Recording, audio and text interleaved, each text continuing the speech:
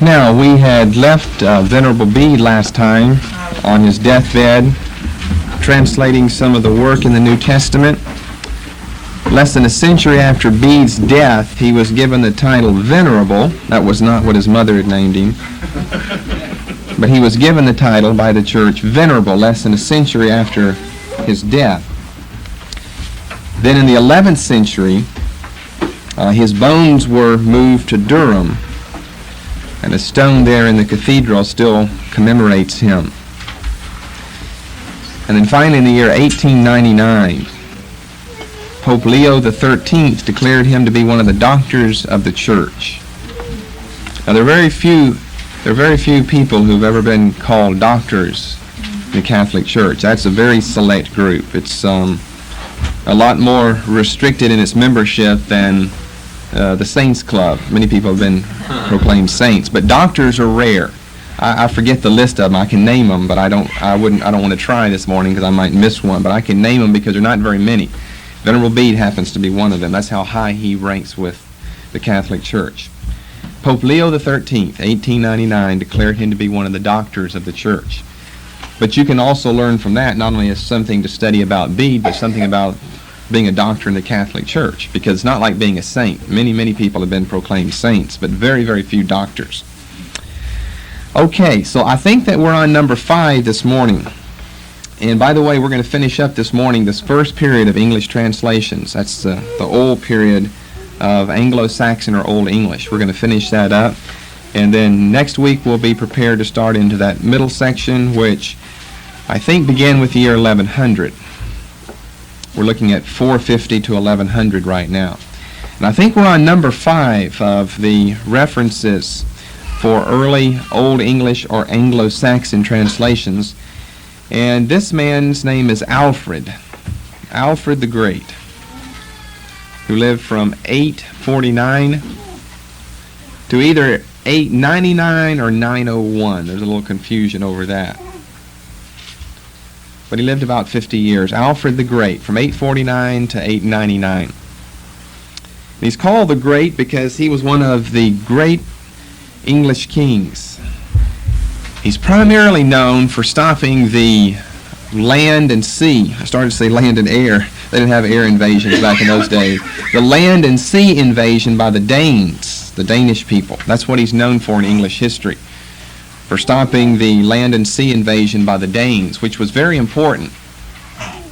Why do we say it was important? Because if the English people had, and especially Alfred the Great as their leader, had not been successful in stopping the Danish invasion of England, it probably would have wiped Christianity out. So we would have had a re-Christianization of England. We already had a re-Christianization of it because they've already been conquered one time, rather thoroughly. And if the Danes would have gotten in, then we wouldn't have English people. We'd have the Norsemen, who were what we would think of the English people today. They just devastated the country. They came close, by the way, to wiping the English people out. The raiders, when they came in by land and by sea, just really raided the country. But anyway, Alfred was successful in stopping their invasion. And as a result, Dane law was established. Spelled just like it sounds, D-A-N-E, law, Dane law, one word. Dane law was established in the Treaty of Wedmore, W-E-D-M-O-R-E, in 878, which was the treaty that ended the conflict between the Englishmen and the Danes. Dane law was established in the Treaty of Wedmore in 878 with 2 basic requirements. First of those was loyalty to the English king, which proves they won the battle against the Danes, loyalty to the English kings. And secondly, and for maybe our purposes in a Christian sense, maybe more interestingly so, Christian baptism. Christian baptism was one of the requirements of the Treaty of Wedmore. So all the Danes who were still in the country were just mass baptized then, which brought them into the church and allegedly brought them into the Christian faith. Of course, it's things like this that people in secularized America today are always so adamant against and always so quick to bring up, from their memory to the forefront of ours is, look what happens whenever you allow religion and politics to mix with each other too much. You'll end up with something like this, where if we become too much of a Christian nation, we'll pass laws that say that everyone has to be baptized. And then before too long, then we'll have, a state church. And before too long, we'll have a national church. And then before too long, the president will be the head of that church. And they say you're just going to get yourself into all types of trouble. And of course you do. Of course you do. Whenever you try to have a, quote, Christian government. Only Christian government that ever existed was Israel of the Old Covenant. Because here, Christian baptism, you're going to baptize these people who've been invading you, the Danes. Of course they weren't converted. And many of the people doing the baptizing were probably not converted as well. Yeah. But it was passed as a law that everyone must be baptized, the Treaty of Wedmore. So that's what Alfred the Great is most known for. Okay, moving further, however. He gathered a court around him, a court of scholars and experts, almost as famous as that of Charlemagne. Charlemagne has come just a little bit earlier than Alfred. Charlemagne's on the continent, not in England, of course. Alfred was a great scholar in his own right, which is unusual. To be a king, it's unusual for a king to be such a scholar as Alfred was himself. But before the Danish invasion, he had gathered a whole court of experts, scholars, and after the Danish invasion, scholars around him from all over Europe to do a lot of translating work. And of course what they were involved in was translating things into Anglo-Saxon, and probably out of Latin. Since Latin had been the dominant language and so many things were written in Latin, there were many ancient works and many ancient books and many ancient manuscripts which were still around in the country that had been penned in Latin. A few of the scholars could read them, and many of these scholars had to be brought from the continent because people in England couldn't. Alfred probably could because, as I said, he was a scholar in his own right. But the purpose in gathering the court together and these scholars and these experts was to do translation work. Not always biblical, but most of the time biblical. If it wasn't biblical, then it was probably from some early church writer, maybe from England, maybe from some other place. Let's take his writings from Latin over into Anglo-Saxon for the people. So he was a good king. He was fair, he was honest, politically he was successful, militarily he was victorious, educationally he was at the very top. As a matter of fact, he's the one who gave us Bede's ecclesiastical history of the English people. Bede had written that in Latin, and the one who translated Bede's ecclesiastical history from Latin to Anglo-Saxon was none other than Alfred the Great, who was king of the English people, the Anglo-Saxons. So we owe him that debt of giving us that in the English tongue, and of course giving it to the English people after him. Now he, in his English law code, prefaced it with various selections from the Bible. We might take note of a few of these. And we have, and it used to be more true than it is today, on the law books in the states of this country, various biblical injunctions, and sometimes even to the point of various biblical texts, have been worked into the laws that have been established. Of course, that would probably be stricken down in court if anything like that was tried today. But a lot of that has taken place even in our country in the past. And we come from an English stock, and they had done this as well. For instance, the Ten Commandments. I mean, think about, here we got this great king writing out an English law code for his people. You know, various laws, that these are the laws of the land. And you want to pattern this on biblical precedent which has come before. And so the great law of the Bible would be the Ten Commandments. And so preface to this whole English law code would be the enumeration of the 1, 2, 3, 8, 9, 10 Ten Commandments there.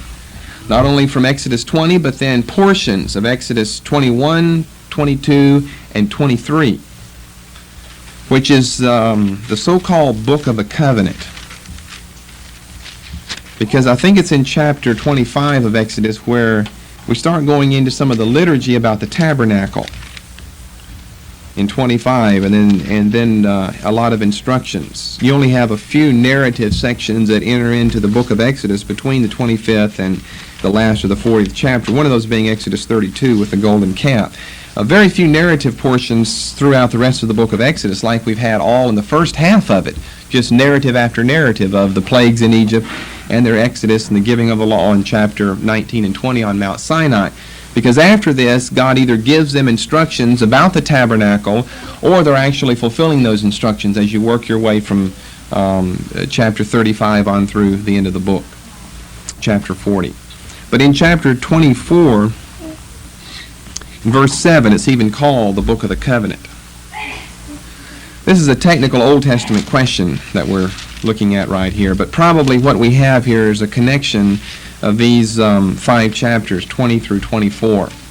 Starts off with the 10 Commandments, and then you just have various laws in 21, 22, 23.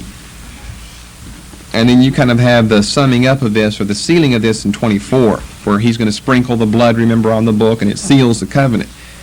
And Jesus has this very episode, Exodus 24, in mind whenever he establishes the communion service, the end of various gospel accounts, when he says, now that's the old covenant. This is the new covenant in my blood. He's not talking really about the firstborn of Pharaoh being killed and a lamb having to be offered up back in Exodus 12 for a house so that the destroying angel would pass over and so forth, because that has nothing to do with covenant. That only has to do with the protection of the firstborn of the Israelites. But he has reference back to the 24th chapter of Exodus, where a covenant's established. It involves a book, and most importantly, it involves the sprinkling of blood. For instance, Moses, verse 4, wrote all the words of the Lord and rose up early in the morning. Verse 6, Moses took half of the blood, put it in basins, and half of the blood he sprinkled on the altar. And he took the book of the covenant and read it in the audience of the people, and they said, all that the Lord hath done, we will do and be obedient. And we might snicker after that verse. And Moses took the blood and sprinkled it on the people and said, behold, the blood of the covenant which the Lord hath made with you concerning all these words. There's the blood of the covenant. And Jesus uses the very same words in the institution of the so-called Lord's Supper or communion service.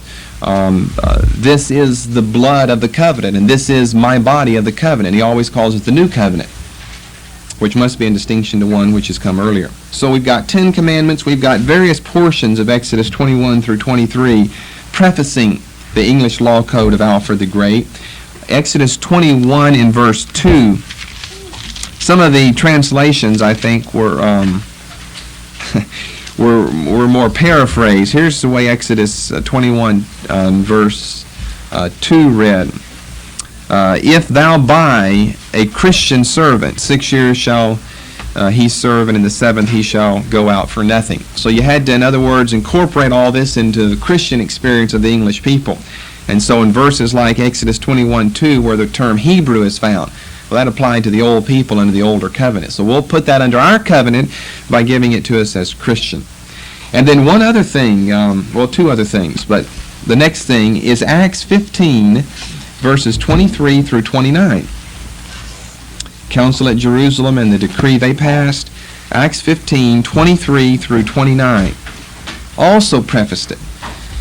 For some reason, Alfred kind of saw this as a parallel to what we had just seen in the Old, where we can get a list of laws and say, now here was Old Testament Hebrew law. They had a law code that was established for them. Well, here's kind of a law code, I guess one of the best ones you might could find in the New Testament. And they wrote by them after this manner, the apostles and elders and brethren send greeting unto the brethren which are of the Gentiles in Antioch and Syria and Cilicia. In other words, we've got some leaders here passing some type of law that's to govern the people. So Alfred would find this as a good parallel for his own practices. Forasmuch as we have heard that certain which went out from us have troubled you with words, subverting your souls, and saying, you must be circumcised and keep the law, to whom we gave no such commandment. And it seemed good unto us, being assembled with one accord, to send chosen men unto you, with our beloved Barnabas and Paul. These are men that have hazarded their lives for the name of our Lord Jesus Christ. And we have sent therefore Judas and Silas, who shall also tell you the same things by mouth. And it seemed good to the Holy Spirit and to us to lay upon you no greater burden than these things, that ye have, and here are the laws. So this would fit, I guess, the way he's thinking to preface his English law code. That ye abstain from meats offered to idols, and from blood, and from things strangled, and from fornication, from which if ye keep yourselves, ye shall do well, fare ye well. That's the end of the letter. That's obviously a letter. From verse 23 down to verse 29 is obviously a letter. And we see in the next chapter, Acts 16, that it's being read the various Christian communities in the provinces of Asia Minor. And then his English Law Code concluded with a negative form of the Golden Rule. Matthew 7:12. This verse has to be one of the most famous in the Bible because it's come up before biblical days and it's come up so often since then, sometimes in a negative form, sometimes in the positive form. Therefore, all things whatsoever ye would that men should do to you, do ye even so to them. The negative form would be, what things you don't want men to do to you, then don't do to them. For this is the law and the prophets. Okay, Alfred's last literary work was said to be part of the Psalter.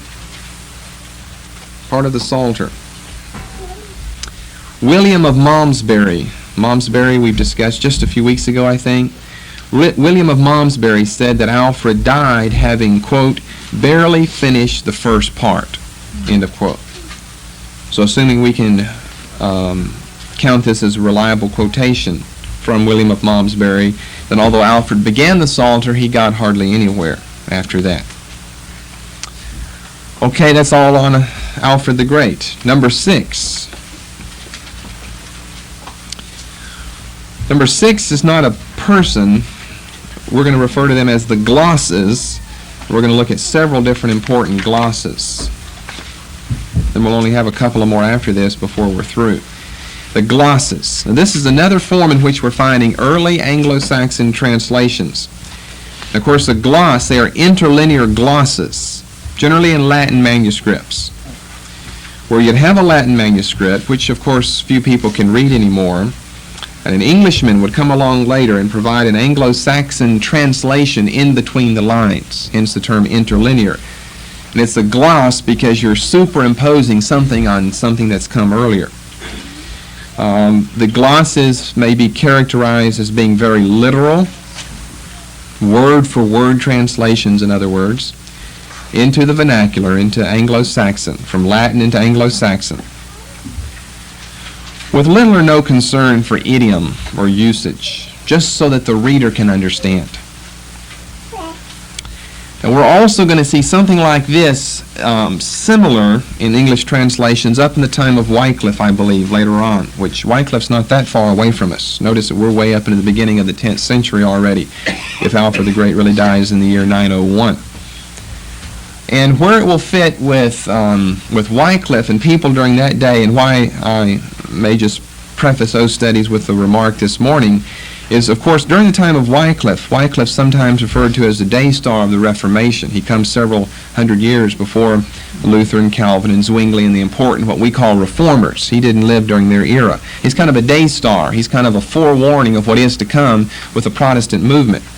Of course, he had been raised a Catholic, and he revolted against that because he saw that the truth was in Scripture, not in Roman Catholicism.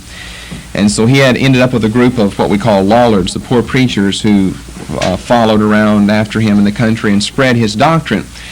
And he would try to give them a translation. Wycliffe maybe never even did any translating work himself, but Nicholas or whoever else might have done some of the work, would have given them a translation, a very, very extremely literal one. And of course, people are critical generally if you have a translation that's too literal, because it fails to go from the original language to the receptor language in a proper manner. It fails to take into consideration the usage of the receptor language and just giving us the original.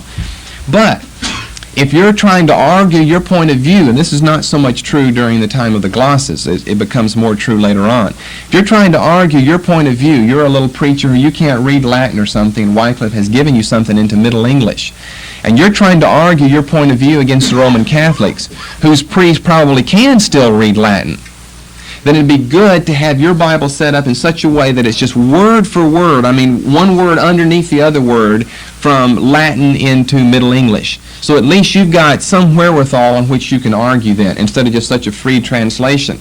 The Roman Catholic priest would say, well, that's not reliable.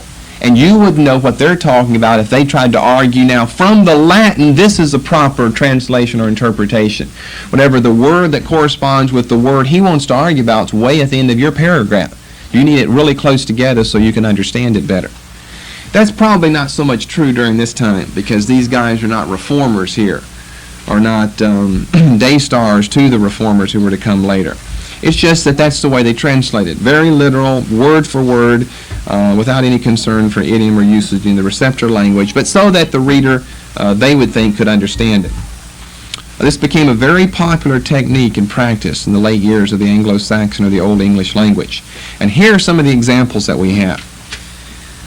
First of all, we have an 8th century, 700s, Latin Psalter, all these are Latin, with an Anglo-Saxon gloss that was added in the 9th century. And generally they're going to be removed by like several hundred years in time. The Latin manuscript done many years before, then you have an Anglo-Saxon interlinear gloss that's added sometime after that. So an 8th century Latin Psalter with an Anglo-Saxon gloss added in the 9th century. And now it's in the British Museum. You following what I'm talking about, an interlinear gloss?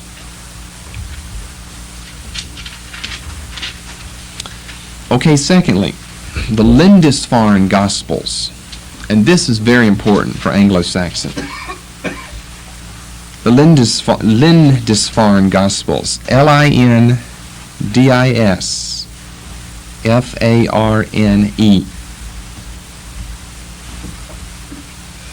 Now, one thing I'm sure you probably haven't noticed yet anyway is on most of these Anglo-Saxon works, from Cædmon all the way through Alfred the Great, unlike what we have done earlier whenever we've studied other translations, I generally would give you the museum or the library or the university or wherever that this manuscript is housed.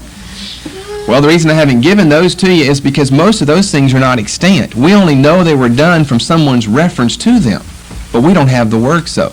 We don't have any of Alfred's works. We just know from writers who came after him that this work was done, but we don't have the work now. Bits and pieces of it, like in Exodus 21:2, because that happens to be quoted in someone else's material. Notice with the first gloss that I just gave you, I said it's at the British Museum. This is a big change. The glosses we still have with us, thankfully so. Lindisfarne Gospels is at the British Museum as well. This is one of the best known examples of the Anglo-Saxon translation, period, then as well as the Anglo-Saxon gloss. Because we just don't have very many actual Anglo-Saxon Old English translations around. It's preserved. I almost could say we don't have any of these that I've mentioned. We don't even have Cædmon's. Cædmon's, the little Cædmon's hymn is just preserved in someone else's writing. We don't have his manuscript. We don't have anything that was written by him. We've got it, quite some time after that. The Latin of the Lindisfarne was written from 696 to 698 by Eadfrith, Eadfrith, by Eadfrith, who was Bishop of Lindisfarne. It's the name of a place in England. Who was Bishop of Lindisfarne from 698 to 721.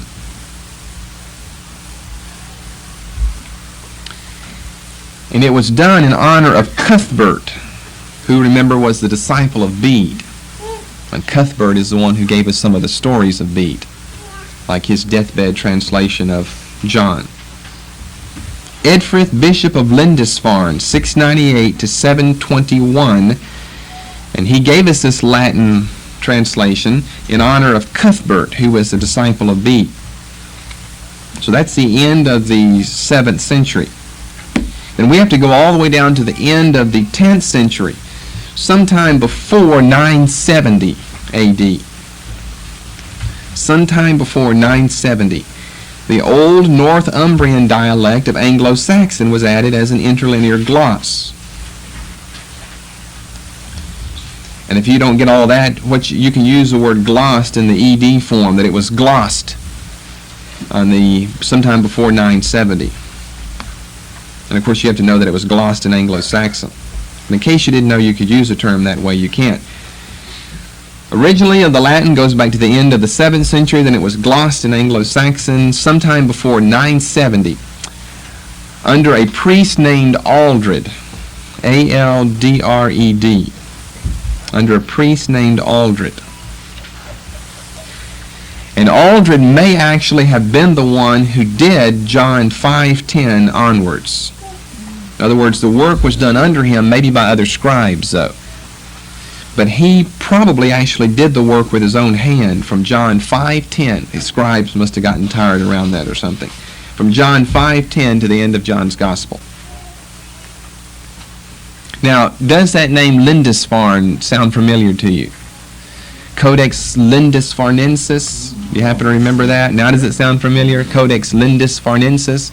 That was the codex just prior to Codex Amiatinus that we discussed with the codices of the Latin Vulgate. Lit tape 134 towards the end of it.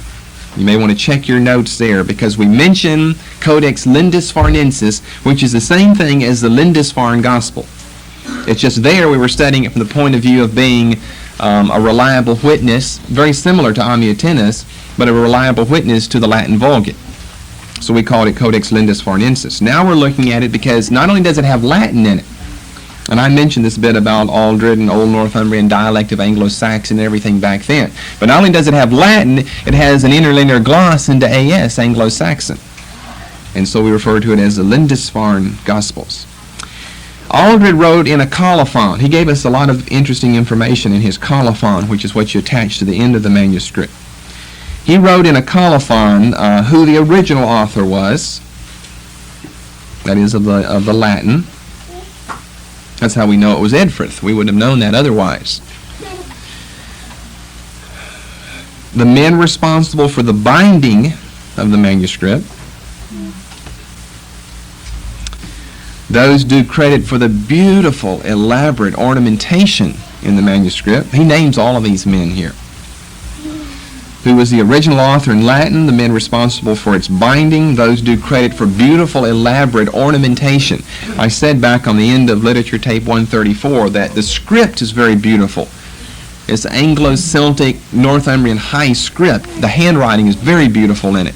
And I said not only that, but it has rich, elaborate ornamentation where you draw all these pictures and things, with flowers and all types of geometric designs all around the page, and you circle the material that's found inside. So he tells us who the men are who did this, and then finally he tells us that he, quote, an unworthy and most miserable priest, end of quote, gave us the gloss.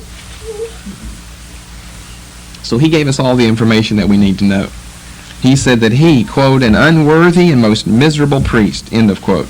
And that was just their piety, the way they expressed their piety in those days. An unworthy and most miserable priest named Aldred.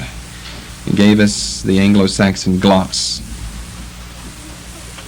Sometime before 970, probably between 950 and 970 AD, we have our Lindisfarne Gospel glossed by Aldred into Anglo-Saxon. And that's found in the British Museum.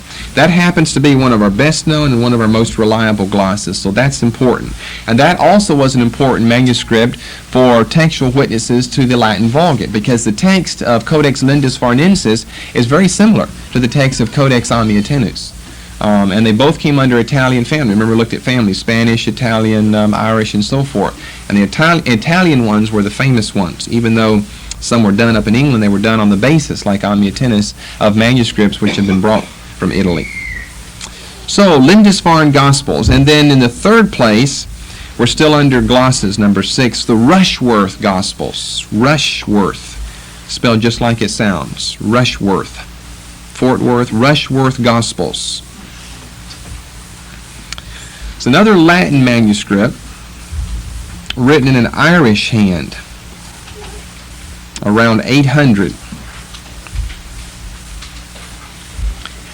and glossed around 200 years later, somewhere around 980. So Lindisfarne and Rushworth were both glossed probably the end of the 10th century, probably around the same period of time. Different people in different places, though. So the Irish dates from 800, the Anglo-Saxon gloss from around 980. But the gloss came from two different men. Lindisfarne gloss came from one man, the priest Aldred, or people that worked under him. This gloss came from two different men. One man was Farman, F-A-R-M-A-N, Farman, a priest. did all of Matthew in what's called a rare old Mercian hand. M-E-R-C-I-A-N. It's the only old Mercian. And notice that this is just gospel. The first thing I gave you was Psalter, but Lindisfarne and Rushworth are gospels. He did all of Matthew in a rare old Mercian hand. He did Mark 1:1 through 2:15 and John 18 verses 1 to 3. Why that, we don't know. Or why that, let me say, I don't know, because that's not my specialty. While a scribe named Owen, O-W-U-N, Owen did the rest of the Gospels. In other words, he did most of Mark, all of Luke, and most of John. Owen's work, plus the Markan passage from Farman, that's Mark 1:1 through 2:15, is based directly on the Lindisfarne gloss. Owen's work, that's most of Mark, all of Luke, most of John, plus the Markan passage of Farman, Mark 1:1 through 2:15, which means all of Mark, all of Luke, and most of John, except 3 verses, John 18, 1 to 3, was based directly on the Lindisfarne gloss. The rest of it's in a very free style, not so literal as the glosses generally were. So this gives an exception to the characterization I gave you earlier of the Anglo-Saxon glosses. Most were done very literal, word for word, woody. Some of Rushworth was, but most of it was very free and not so literal as most of the glosses. And it is in the Bodleian Library, established back during King James' time. The Bodleian Library, I believe, in Oxford. Okay, now remember this, that practically nothing of what we've discussed thus far in Anglo-Saxon translations, with the exception of some of the glosses, is even available today. Practically nothing is extant with regard to these glosses. Now, we're going to move a little bit later, and I'm going to give you number 7 and 8 this morning. We're going to move a little bit later and look at 7 and 8 that are available, but they're so late when we really want something way back in the time of Kedman, actually written where we still have the manuscript, so it's trustworthy and reliable. So this is not as important whenever we get this late. Okay, number 7 is Wessex Gospels. So we're back to some of those Anglo-Saxon names, Essex, Wessex, Sussex, Middlesex. The Wessex Gospels. The earliest extant Anglo-Saxon translation in a free sense of the Gospels. Dates to around the same time as the Lindisfarne and Rushworth Gospels. But probably, somewhat earlier, but in that period of time. And it came about through what we call the Benedictine Reform. The Benedictine Reform,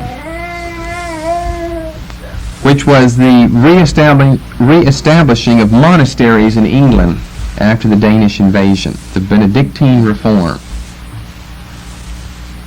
The re-establishing of monasteries in England after the Danish invasion.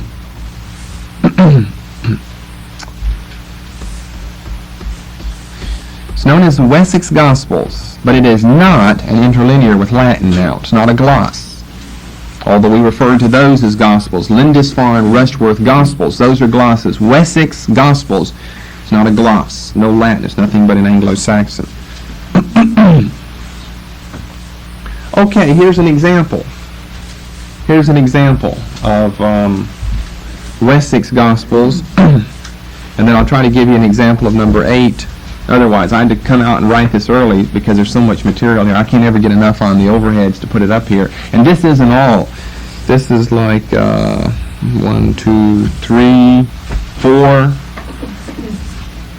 4 passages, something like that. Okay, look over that. See what that, in other words, question mark, what is this? Sophlis ut, and it's not that difficult. Sophlis ut eod ses sawir his side to sawin, and vava he seo sum, hi fellows sum. What? The sower sowing the seed. This is Matthew chapter 13. Okay, here must be earth, and some of it is sprung up. You can see so much of it is so similar, it's just going on, that he sowed the seed, and he sowed some of it here, and he sowed some of there, and some fell there, and some fell there. That's why it's rather repetitive here. And then what I had to leave off because I run out of room is you get down here at the very bottom, and you can see in the words 30, 60, and 100-fold. You can see that very obviously. It's not up here now. It would have gone down here. I didn't put that up there because you would have guessed that right away. All right. Now what made you think this was the parable of the sower and the seed? Sower, S-A-W-E-R-E. Right here? No, up. Right here? Yeah. Okay. S-A-E-D is Old English for seed. Uh-huh. They do A-E's instead of W's. So you can see a lot of that. A lot of it's going to be very similar as you work your way down. Sa'in, they're kind of like a form of sower and seed. And look at this word. This keeps popping up, several different times. I don't know what in vava is found several times. This starts with verse 3, and it goes to verse 8, but I didn't get to the last few verses down here, though. It fell by the way, it fell into the lake. All right. If you know the story, then you can see it. But when you're not for sure what it is, you got to look over that and just start looking at these words and see what does it look like. Sprungen looks like sprung up. All right. No Firthmacon here, I notice. I don't know that I see any of my pet words up there. That's pretty boring there. Oh, this is a pretty nice one. Wartrumon. Pretty good. Well, okay, there's Wessex Gospels. Then number 8, we have Aelfric. Aelfric. Aelfric. He is an abbot in Oxfordshire, which is in Wessex, the county of Wessex. In Oxfordshire, Wessex, around the year 1005. He gave us a translation of parts of the first 7 books of the Old Testament. Now, not a complete translation, just parts of the first 7 books of the Old Testament.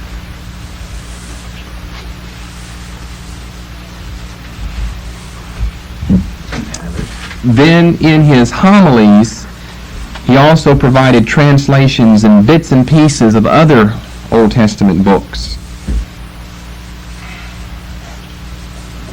Kings, Esther, Job, Daniel, Maccabees. In other words, first of all, he gave us just a translation, and it was just meant to be that, a translation of a part of the first 7 books of the Old Testament. Then in his homilies, where he's preaching and commenting on some passages, then he gives us an Anglo-Saxon translation of whatever he's commenting on there. From Kings, portion, just verses scattered, at random. Kings, Esther, Job, Daniel, Maccabees, and then I think some books in the New Testament. An abbot's the leader of a monastery. An abbess is a female leader of a monastery.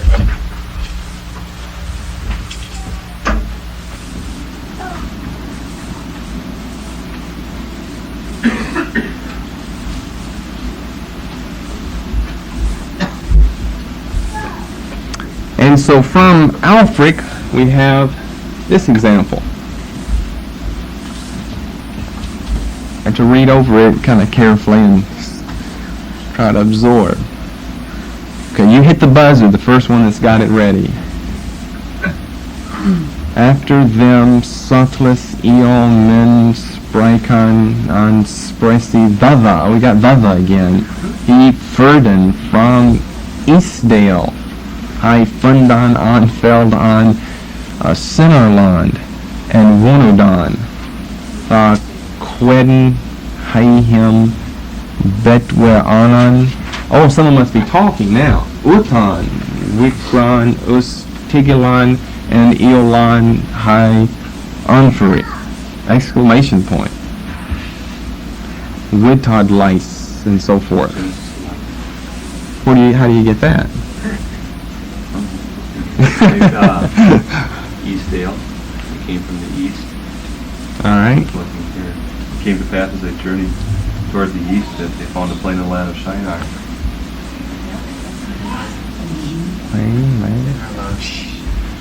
Shinar? Sinnerland. Sinnerland. Yes, that happens to be exactly what it is. I remember, didn't it? That's exactly what it is. That's the harder one there. That's Genesis 11, Tower of Babel. I've got it down the first 9 verses, but I don't think I got all of it on here. See what else we can see.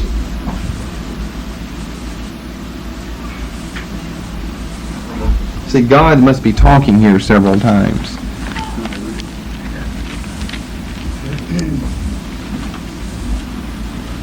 Or they're talking. And then God starts talking down in verse 6. I think both of these quotations begin with, utan, go to or let us, one of those things probably. Something about us, utan or we or go to.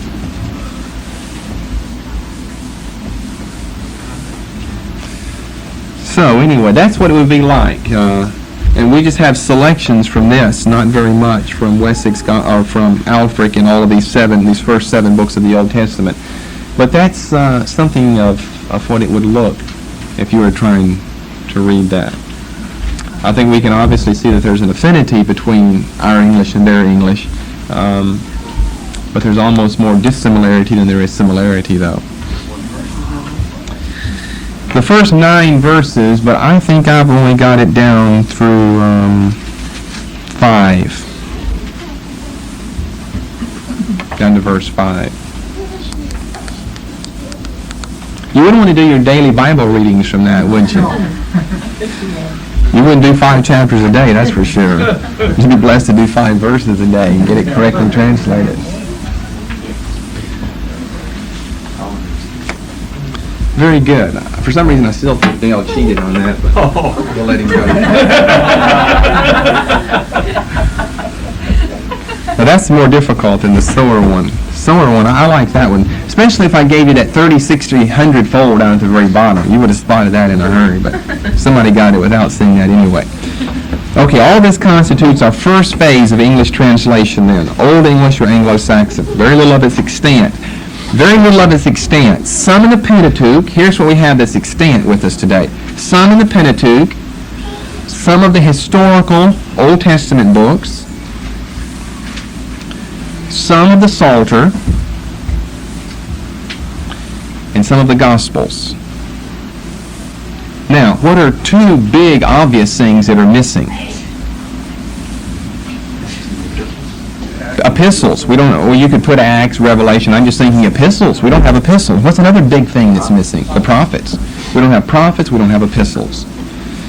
We've got Pentateuch, historical books like Kings, Psalter, and Gospels. That's what we have. Those 4 categories for Old English or Anglo-Saxon. No complete New Testament, let alone a whole Bible. We've looked at almost 1,000 years of Christianity in England. We've only looked at 300 years of Bible translation, from the time of Kedman in 680 up to Alfric in 1005. 1,000 years of Christianity in England, but only 300 years of Bible translation. Of course, the latter 300 of that 1,000-year period. Which tells us, as I've said before, that the Bible was a long time in coming to the English people. Here's the moral of the story of the Old English Bible translations. The Bible was a long time in coming to the English people. But when it rains, it pours. When it came, it came. And oh, have we had a lot ever since that time. Despise not the day of small things. Praise God. It's a long time in coming. 700 years. We've studied Christianity there in Great Britain. We have no translations. We studied a 1,000-year period. Just the last 300 have we been able to discuss Bible translations, from Kedman in 680 to Alfric in 1005. Long time in coming, but when it came, it came. Now, quickly and very briefly, with the few moments that we have left, let's look at manuscripts and editions. And we're through with Old English. We'll be into the Middle English period, which will first of all have to discuss the history of the Norman invasion before we actually get into work. Just like we discussed here in Old English Anglo-Saxon translations, the first two messages, history of Christianity in Britain and then the re-Christianization of England. Okay, as I've said before, most of the work that exists in Old English is restricted to just a few books, many times in the Gospels. There are 6 principal extant manuscripts of Anglo-Saxon Gospels. That appears to be the most important material, would be the Gospels. You saw that with Lindisfarne, with Rushworth, with Wessex Gospels, which are fairly complete Gospels, Matthew, Mark, Luke, and John, although not always in that order. There are 6 principal extant manuscripts of the Anglo-Saxon Gospels. This is how we know that some of this even existed back in those days. Number 1, just give you this because this is real technical and I'm sure you won't even remember any of this. Corpus Christi College manuscript number 140. Corpus Christi. What's Corpus Christi mean?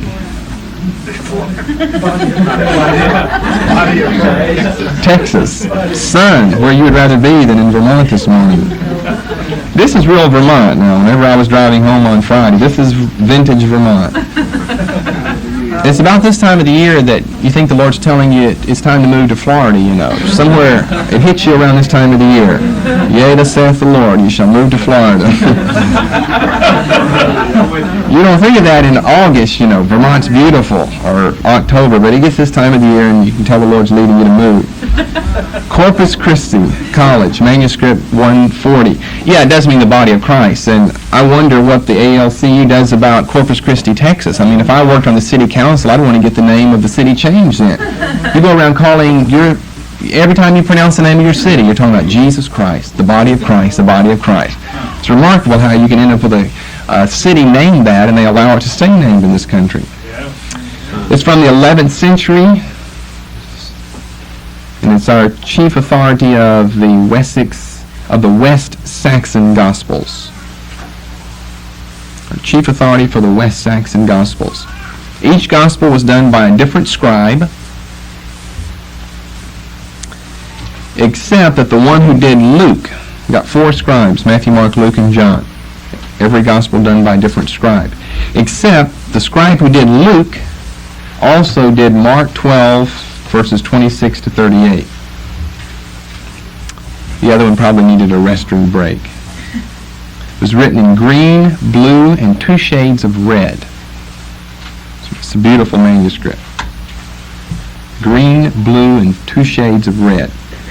Mark 12, 26 to 38, if you need that again.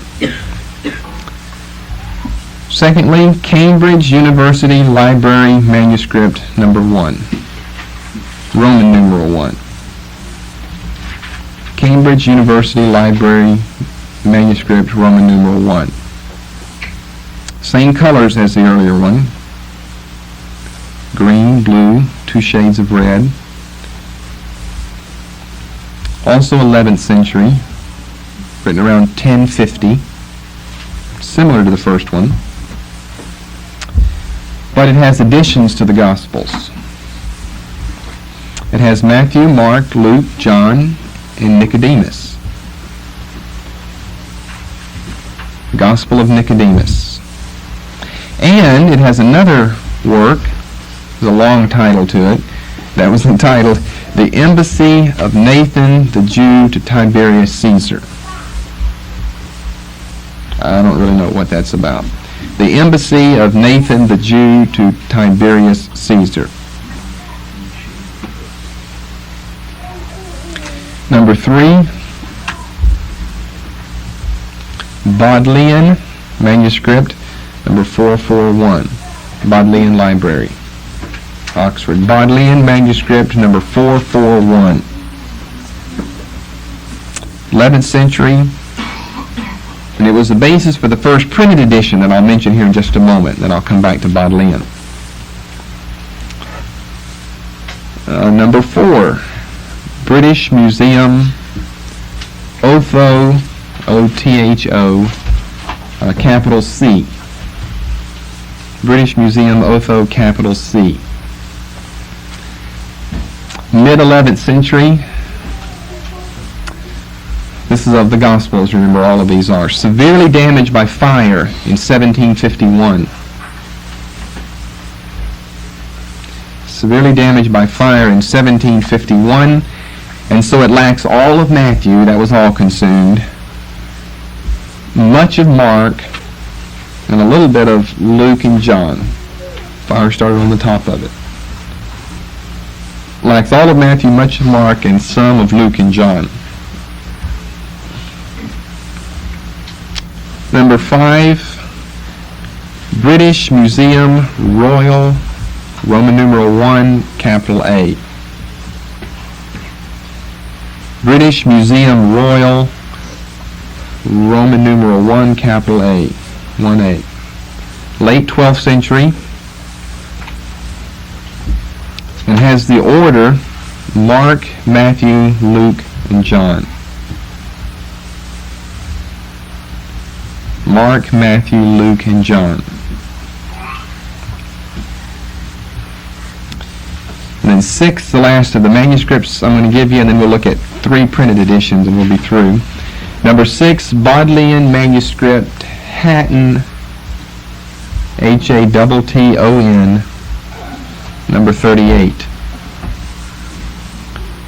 Bodleian Manuscript, Hatton, number 38, 12th century, in the order of Mark, Luke, Matthew, and John. Mark, Luke, Matthew, and John. Those are important manuscripts that are extant. Various misplaced folios of other Anglo-Saxon Gospels also survive, but they're not as important. Those are manuscripts. Okay, editions. Editions means it's gone to type. It's been printed. Manuscripts are handwritten things. Printed editions. The first printed work of the Anglo-Saxon Bible was based on number 3 above. You can just put number 3, Bodleian Manuscript 441. Was based on Bodleian Manuscript 441, number 3, almost entirely, and a little bit on the Cambridge Manuscript, number 2 above.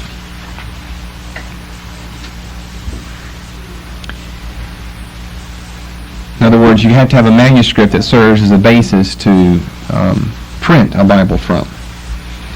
It came from the press of John Day, D-A-Y-E, who was a famous Elizabethan printer in England. Came from his press. The work was done by John Foxe, F-O-X-E. And the preface states that it was for Queen Elizabeth. So that's probably true.